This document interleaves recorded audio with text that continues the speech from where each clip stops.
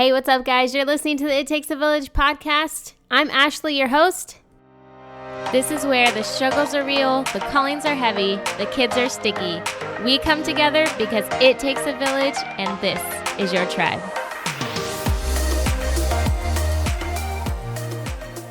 Hey guys, what's up? Thanks for listening to the It Takes a Village podcast. I'm super excited that you're tuning in right now because today I am having an interview, or you're going to be listening into an interview with me and Karen Haberberg, and she is a successful photographer in New York. Her photography has been in several exhibitions and several magazines throughout the country, and what is unique about Karen is that her older brother died from Sachs disease, which is a rare genetic disorder that destroys nerves in the brain and the spinal cord.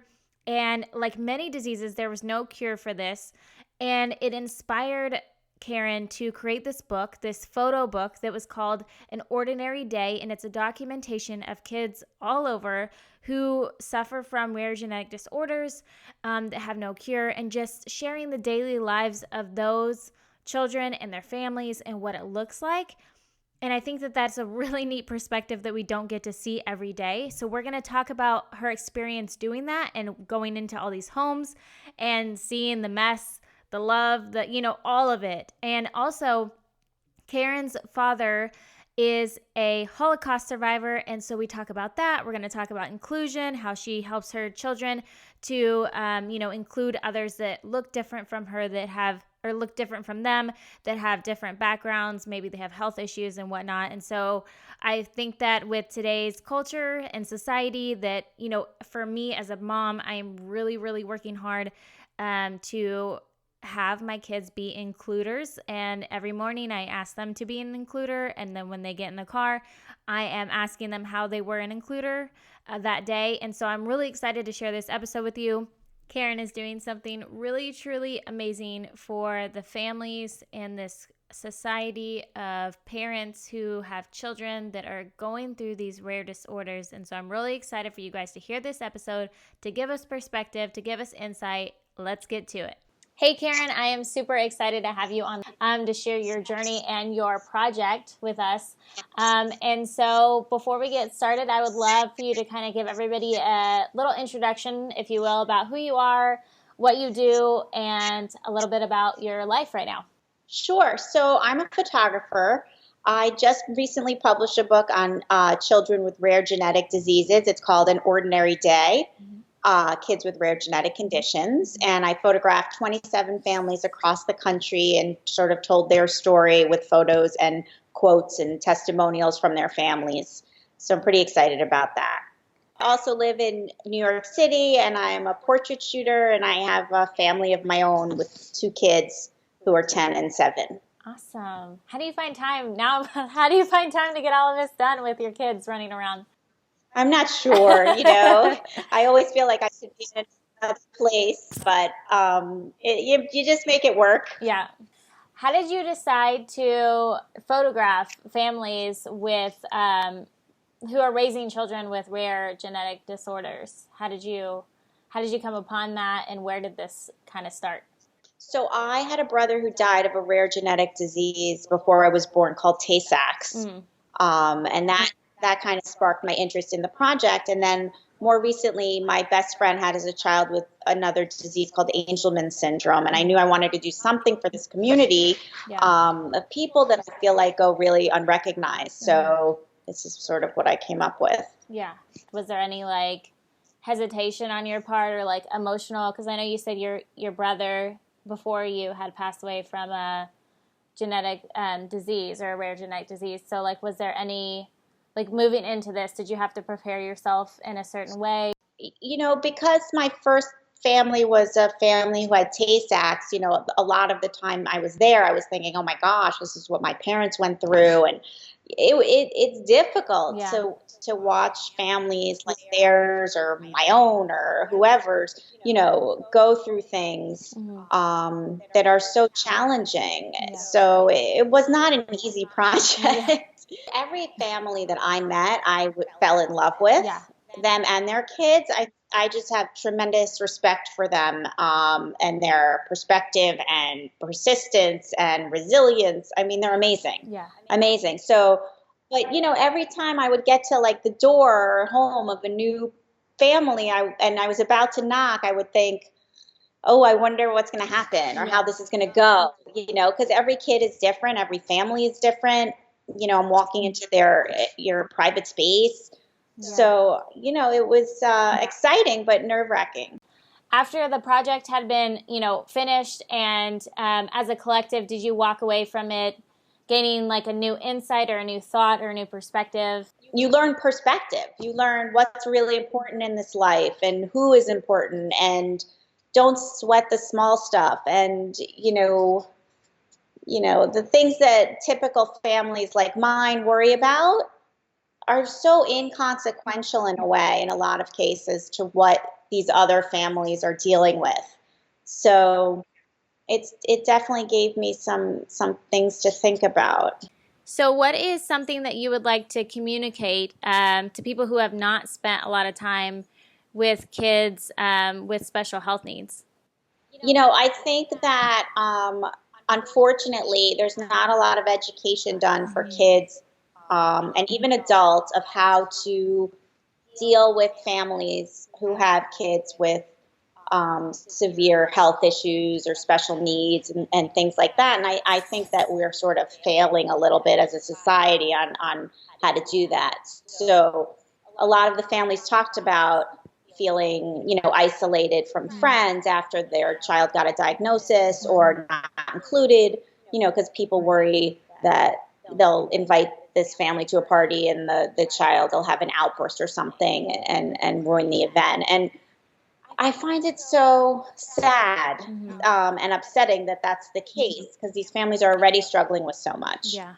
Um, so I think we need to educate our kids about that as well. And instead of kind of stepping away from what they see as different or scary in a way, they should ask questions. They should help if they can.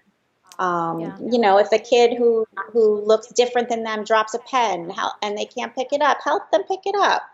I'm curious, when you were doing some of these families, did you notice any of the families have sort of a support system in place or a community that was there for them to like help them, or were most of them kind of doing it on their own?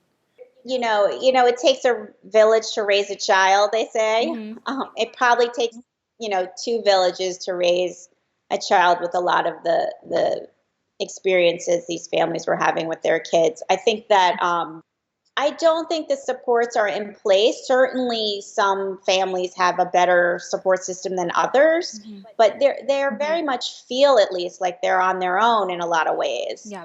And I think that they are. They're fighting insurance companies. They're trying to figure out how to get their kid into a school or program that's good for them. It's hard to find healthcare providers and things like that. So, even the best support system, I think that they sometimes probably feel a little bit alone. Yeah. Yeah, and that's the thing that I hate most about this, or just in general, as we move forward into motherhood, is there's a lot of isolation that comes with that, in that, we're all experiencing different things, and it's hard for us to relate to each other, especially if you're going through something that not a lot of other people are going through. And that isolation can be really, really hard. To experience, especially when your emotions are being told daily, or your physical limits are being exerted to the max, and you're worn out and you're tired, and so that I really have empathy for those families, because I mean, just being a mom in general with with healthy normal kids, so to speak, as can still be hard. And so I can only imagine what it's like for Sure. most of those families. What are some of the ways that you think that we can show up better for these families, or if we have friends or we know of other moms that have children with, kids with rare genetic disorders, how do you think that we can better support them or be there for them or reach out to them? In speaking to the families, they feel sometimes like they're stared at by people or judged, and I think that to combat that, the best thing you could do, if you don't know what to do, is really ask them. You can ask them a question about their kids. they don't mind that at all. They just don't want to be, sort of isolated and ostracized and feel like they're being judged for not being a good parent because, their kid screamed in the middle of the restaurant or, dropped something. And I think it's really important that we accept them for who they are, because they're wonderful people. Did you have a goal in mind of when you were done with this and the world got to see these beautiful photos and hear the stories of these families?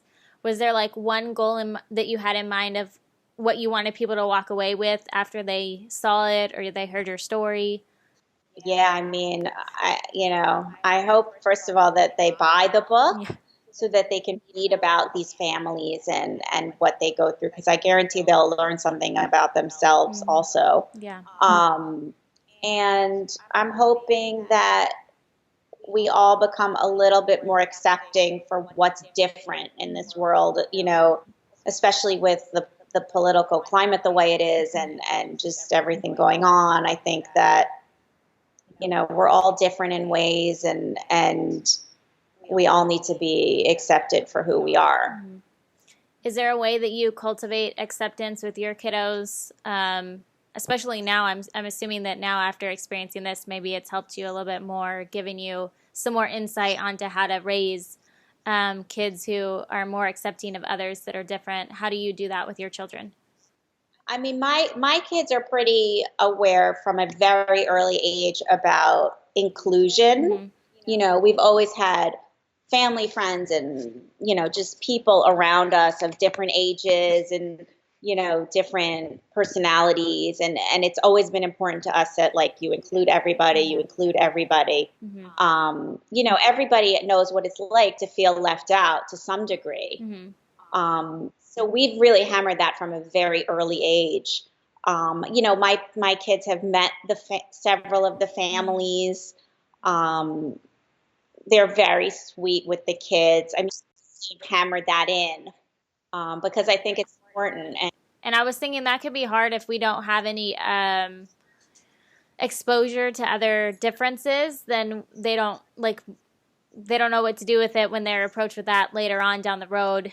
I think that what I've learned from other episodes of families going through things that are different than, me or somebody else is to seek out those families. And it can be awkward, but seeking out those families and not being afraid to reach out to them, so that way our children know and experience differences in what other people are going through, and that we're not all the same.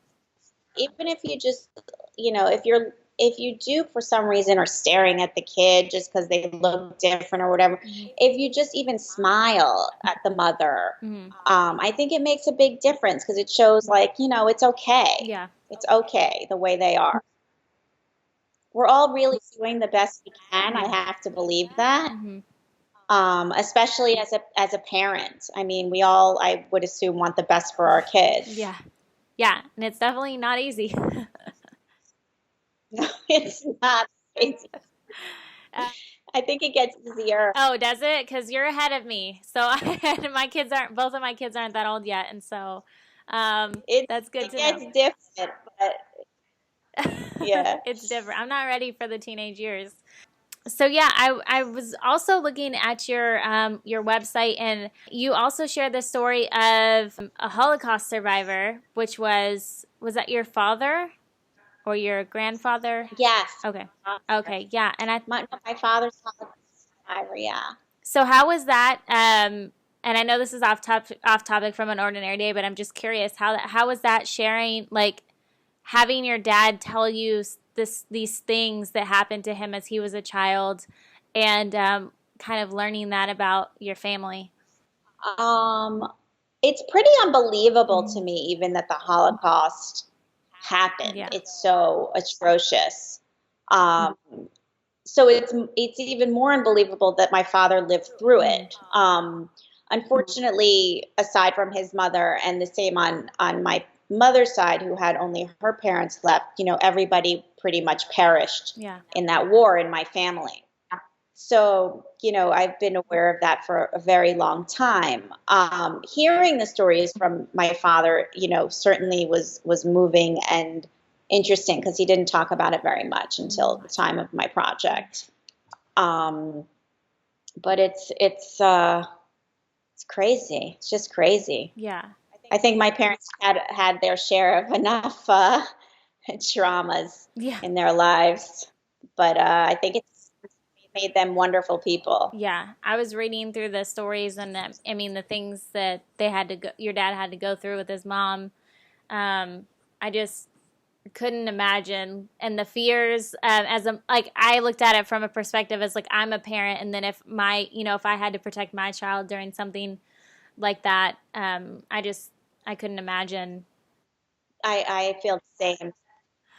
I think the one good thing is that the child keeps you alive Mm, because you will do anything for your child. yeah, And I think I know that my grandmother had to do those things. yeah.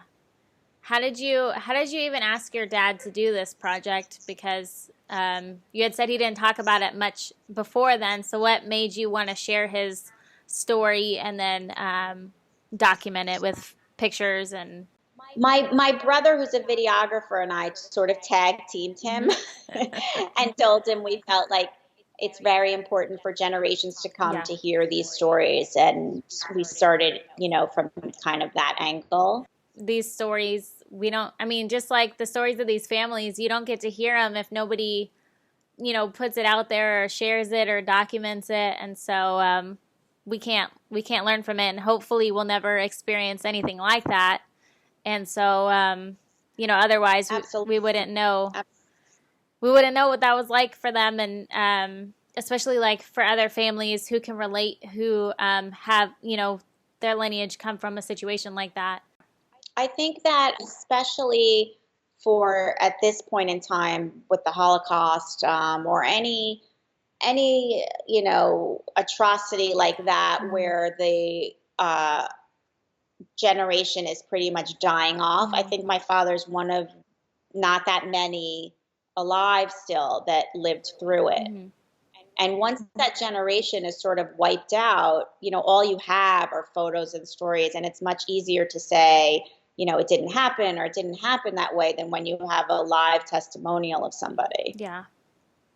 I'm also curious because you're a creative person in that like your photography has been featured in a lot of places, and I know for a lot of moms when they become, they have an identity before motherhood, and then once they Sure. go into motherhood, they kind of lose what they were passionate about or lose a little bit of themselves into that. So how did you stay like knowing that stay on the path that you were or keep your passion alive or still pursue things outside of motherhood? How were you able to kind of keep that? I always worked. Um, I'm a portrait photographer, so I actually photograph a lot of families with children. Um, so I still was doing that even when my kids were super Mm-hmm. little. And I think that helped just to give you something else, just a reason to leave the house for three Mm-hmm. hours or um, just a moment of more about, something you're Mm-hmm. doing. It doesn't have to be work. It could be, religiously go to yoga or whatever your thing is. I think you should have a thing Yeah. that involves you leaving your house. Yeah. We need to leave our house is the key. Yeah, I feel like um, it's important whether it's you meet a friend for coffee or whatever it is, you need to have something that feels like not just about your child. Yeah. But in the beginning, it's hard. They're little and they're needy, and they're supposed to be. I mean, that's what they're supposed to Yeah. be. And it's amazing though to me what an hour and a half outside of my house could does Yeah. for me. Yeah. Yeah, we've talked about that a lot. That kind of the word self care has become annoying to moms because it just has this weird association with things that self care doesn't really have to be. And just how much, even just like reading for 30 minutes a day by yourself or, going for a walk or something can be good for us as, moms to step outside of our role for a minute and focus on us for a second. Absolutely. I mean, even my book, I don't like to travel much. Not that I don't like it. It's hard to leave the Mm-hmm. kids. But even with my book, I mean, I come home so appreciative of what I have and who they are and just our family. And, space can be good. A little space, a little perspective. Yeah. How long did you spend with these? Were you, when you went to photograph these families, were you there for like the day, or did you spend several days? How long were you with them?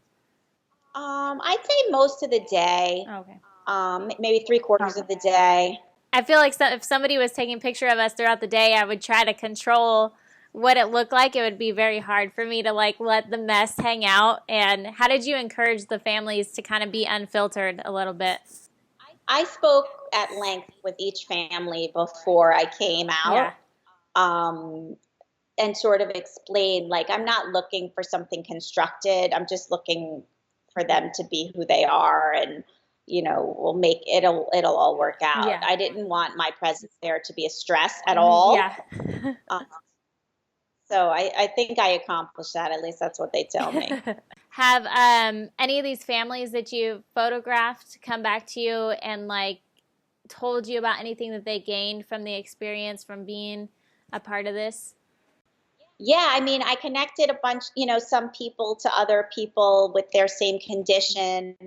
Um, it was cool. One of the people, I guess, saw what one of the kids had in my book. This kid Lewis, who's very sweet, and said, "Oh my gosh, I've had this same thing without a name for it for years and years." So yes, some very, very cool things happened. Or, this person says, "Oh, I didn't know that there's other people out there who had, angly one," or whatever the condition is. So I definitely felt like a lot came out of it. And I think most importantly, the families all felt really good to have some positive attention on them and their child. I gave them some of the photos, and I feel like, they want to tell their story. They want to promote information about what their child has. They want to get research dollars. They want to get help. So I think that they're very grateful, and I'm grateful too. The proceeds of the book go to, from my end, go to genetic research to global genes. Um, and I'm hoping that we can raise some money for them. Yeah. That was going to be the next question, is that if other people who are listening, other moms have children with a rare health disorder or special needs, if where you thought that maybe they could find community, if they don't have it, or where can they look to find other families going through the same things? Do you know of any places they can search? Sure, sure. So unfortunately, there are 7,000 rare genetic diseases. Uh, in the United States, 1 in 10 families has a child with a rare genetic condition. So there's a lot of like smaller organizations specific to, the disease or syndrome their child has, exists. But I would say if they really didn't have a diagnosis yet and they were just starting out, Global Genes is great. Nord is great. Genetic Alliance is great. I mean, there's some bigger ones that kind of can direct you depending what stage you're at. Some people still need testing done, so it depends what they're looking for too. Yeah. Yeah, well, that's really good to know, because some people just don't know where to look, and it can be overwhelming when you are just at the beginning stages of figuring out what's kind of going on with your child, and so that can be huge to have kind of somewhere to go. Yeah, I mean, you're dealing with the logistics, and you're dealing also with the devastation of, this child that you were hoping would be, perfect, and some, is quote unquote imperfect in another way. You have hopes that they're going to be whatever your hopes are, go to Harvard, or, Yeah, be the best football player, and a lot of that kind of goes away. yeah. You know what, though, I would like to add that what I don't know that I got across in speaking to you is that these kids do so much more than you think they would do. Like Gianna's on the cheerleading squad at her school. Like so many of these children exceed whatever, their doctors or diagnosis or whatever they're dealing with. And it's amazing. It's amazing. Yeah. So many of them are leading wonderful lives, in spite of their ailment. Yeah.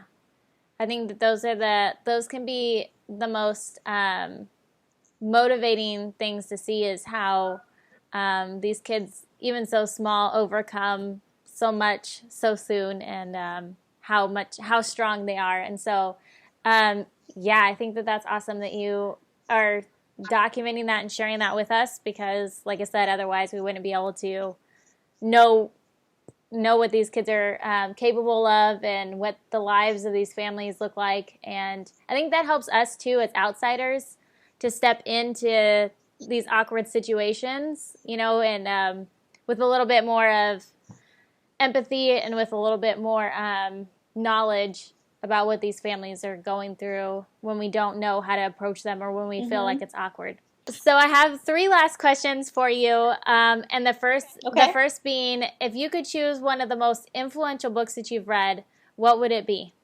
I would say The Alchemist. It's just a beautiful story, and woven through it are sort of this moral of you should always follow your heart and your dreams. And I think that that's a really beautiful way to live. Sorry, my dog just ran in. It's okay. And then if you could empower women in one way, what would it be? I would say that we should not worry so much about what other people think, and do what we feel is right, especially as a mother. Because I really do think your kid best. And there's a lot of small judgments going around about how you're parenting and things like that. And I would try and not pay attention to any of that. Yeah. Which is easier said than done sometimes. But yes. Of course. And then my last question for you is, if you could tell your younger self one thing, assuming that she would listen, what would it be? Oh my gosh, I wish I could tell me more than one thing. Okay, well, share all of it with us then. No. Let's see. One thing I think is related to The Alchemist. I wish that I became a photographer sooner. But you got your camera at 13, though. That was super young, right? That part was, but I didn't follow my, career dream until later on. I worked in kids television and online internet stuff for a long time before I became a photographer. Okay. So I wish I had done what I wanted to do in the first place. But I think that fear can get in the way. Yeah. So maybe, try not to let fear stifle you. All right, guys. So here's what I want you to do. If you go to ittakesavillagepodcast.com, over on the show notes page for this episode, you can see some YouTube videos of Karen documenting some of these families, and these families are speaking directly to you guys about what their life is like, what their journey was like, and how they found out their child was diagnosed with this rare condition that they have. And it's just so neat and so beautiful to see the insight from these parents and how awesome these moms are, how awesome these children are. So I really, really, really want you to go check out some of these videos. Also, if you have a topic that you want me to cover, make sure you go to theashcarroll.com/contact, and there you can now send me an anonymous tip. Like we're the news over here. No, you can send me an anonymous topic that you would love me to cover, and I would love to be able to do that for you. So make sure you head on over there, and I would really appreciate it.